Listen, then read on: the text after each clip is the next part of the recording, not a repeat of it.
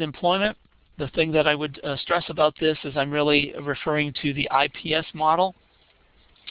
And supported employment means people who are going to work in an open labor market. So they're going to compete for jobs that are real jobs out in the community.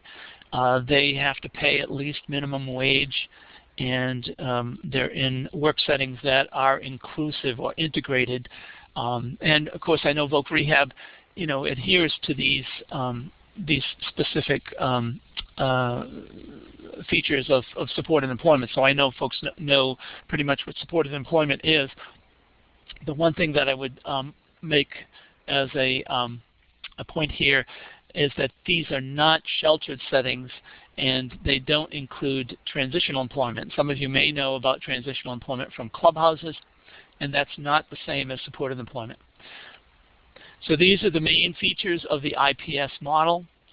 Individuals are, eligible just based on the fact that they want to work.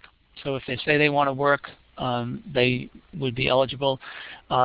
They are seeking competitive employment as a goal. I'll talk a little bit more about this integrated comprehensive mental health treatment, because that's usually a feature, although I know it's often a real challenge. The benefits counseling is important. So a lot of folks with severe persistent mental illness may be receiving some SSI benefits or Medicaid. That needs to be taken into consideration. Starting the job search immediately, that's considered rapid job search. Doesn't mean that the person is going to be placed in a job, but that you start to take a look at the kinds of jobs that the person can do and help them to explore that. Follow-along supports is another challenging area, and we know that based on experience, a lot of states are reluctant to provide ongoing supports and pay for them. And then also, as I said, consumer preference. If they choose the goal, it's the goal of their choosing or their interest.